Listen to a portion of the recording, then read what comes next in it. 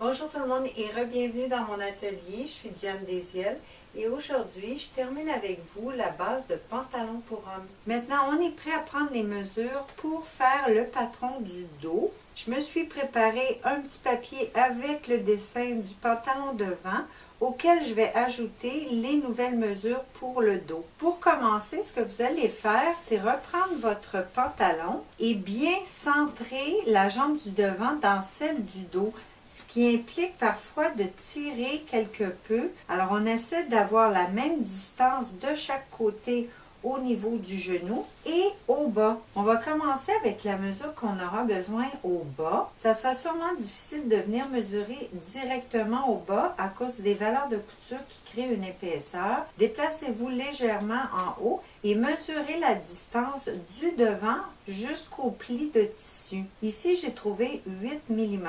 On vient vérifier de l'autre côté. Encore une fois, 8 mm. Alors, ma jambe est bien centrée.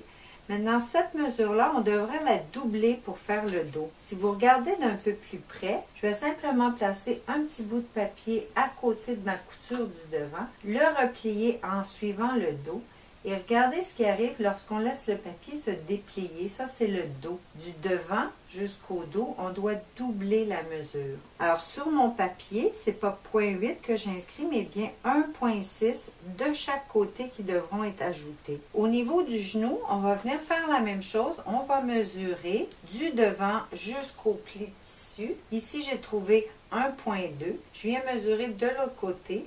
Encore une fois, 1,2. Alors, sur mon papier, je viens doubler la mesure, ce qui va me donner 2,4. Maintenant, je me déplace au niveau de la fourche. On étire bien le pantalon pour prendre la bonne mesure. On va venir mesurer du point de fourche devant jusqu'au pli du tissu. Ici, j'ai trouvé 3 cm. Encore une fois, sur le papier, je double la mesure. Donc, 6 cm.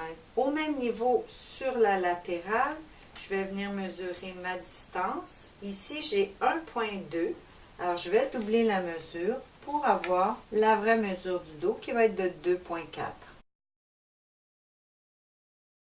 Maintenant, vous aurez besoin de 3 dernières mesures dans la partie du haut du pantalon. Et la première, c'est pour trouver le point taille-fourche. On doit trouver la hauteur ainsi que la distance jusqu'au mètre. Pour la trouver, vous allez placer votre règle à 90 degrés du mètre et mesurer du point de taille-fourche jusqu'au mètre ainsi que sur le mètre, la hauteur de ce point. Ici, j'ai trouvé 107 cm pour la hauteur et 8,5 cm pour la distance jusqu'au droit fil. Maintenant, la dernière mesure, c'est la mesure de taille dos. Alors, vous pouvez la mesurer à plat à partir de la médiane dos jusqu'à la couture latérale. Ici, j'ai trouvé 22 cm.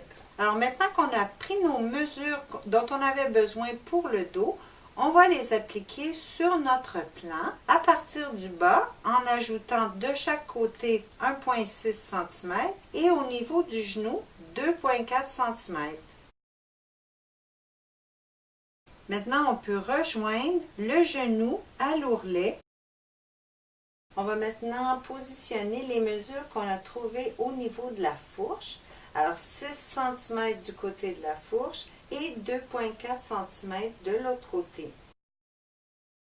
On peut maintenant tracer du genou jusqu'au niveau de la fourche sur la latérale. Pour dessiner la partie entrejambe du dos, on va commencer par prendre la mesure de l'entrejambe du devant. Pour cet exemple, j'ai 34,3.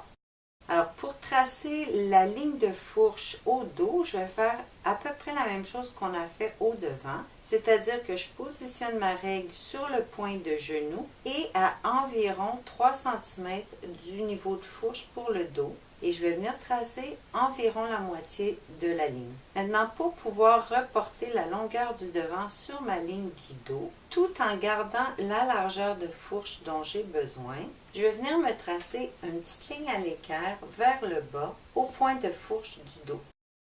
Maintenant, pour pouvoir tracer ma ligne d'entrejambe du dos de la même longueur que celle du devant, je vais le faire en pivotant, mais à partir du point 0 au genou et je vais vérifier ma longueur tout en pivotant ma règle et en traçant jusqu'à ce que mon 34.3 que j'ai trouvé rejoigne la ligne à l'équerre que j'ai tracée. Alors, on peut voir ici que, comme à l'habitude, la fourche du dos est un peu plus basse que celle du devant et c'est normal comme ça. Alors, on est maintenant prêt à placer nos 3 dernières mesures sur le haut du pantalon pour former le dos. Alors, sur notre plan, on replace le mètre sur le droit fil à partir de 0 au bas et on va venir placer la mesure qu'on a trouvée qui était ici de 107 cm. Et on se fait une petite marque. Ensuite, on va placer la mesure horizontale côté fourche pour le point de taille dos. À partir de ce point, à l'angle droit, comme on l'a pris, on va placer la mesure de 8,5 cm. Maintenant, la dernière mesure à placer, c'est la mesure de taille dos qu'on va placer comme ceci, avec la règle, avec le 0 sur le dernier point qu'on vient de trouver. Et on va pivoter la règle jusqu'à ce que notre mesure trouvée, qui est de 22 cm pour cet exemple, touche la ligne du haut pour la longueur latérale. Alors, mon 22 touche la ligne, je viens indiquer ma mesure. On va maintenant rejoindre les points de la fourche, de la taille et la latérale du dos. Ici, on va commencer par la fourche en rejoignant le nouveau point de taille fourche avec le point du bas du fermoir du devant. Maintenant, on va rejoindre ce niveau avec une belle courbe jusqu'au point de fourche dos.